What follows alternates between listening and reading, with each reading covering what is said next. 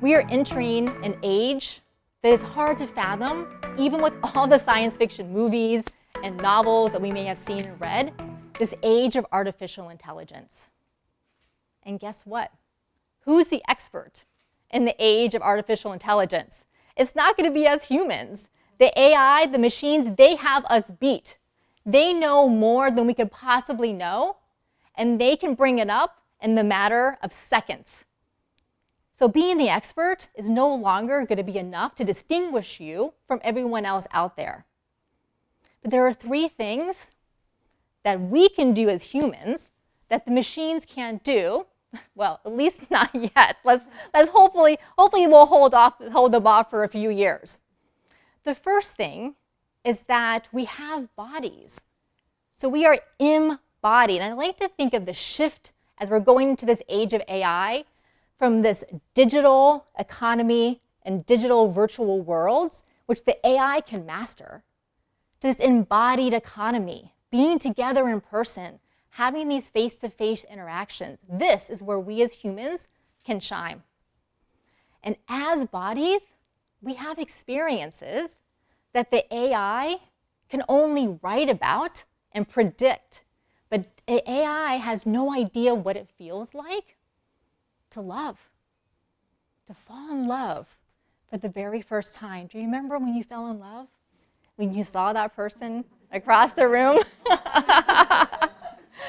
And you got those little butterflies of excitement and that little warmth in your heart? Wow, how amazing that we get to feel that. We feel elation and joy when things go our way, when we win an award, or we get a promotion, or we get a big sale, or our kids do really well, and we help them out. We also feel loss. As the saying goes, the price we pay for love is loss. When we lose someone, we feel it, and it hurts really bad. But we wouldn't be human if we didn't feel it.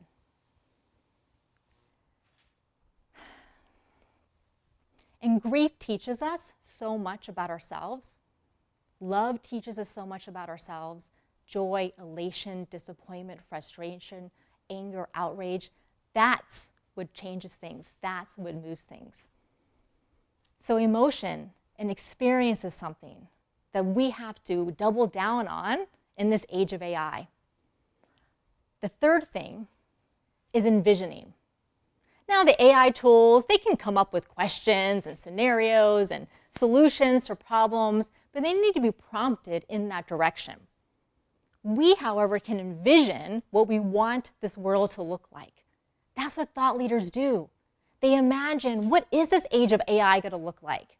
Well, I know I want to make sure that women's voices are as central as anyone else's voices in those conversations that are literally going to shape what our next 2 years, 5 years, 10 years, 50 years, 100 years, 500 years and more are going to look like. Imagine, we are now literally in the time and place that we are shaping the future of humanity.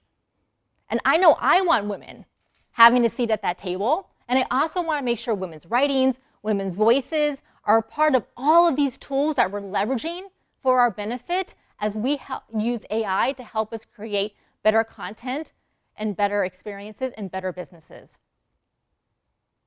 But it's through our stories that we're going to connect with each other.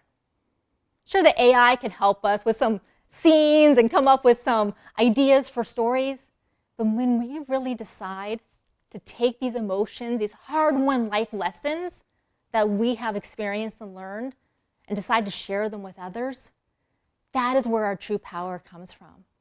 And that's something that no machine will ever be able to take away.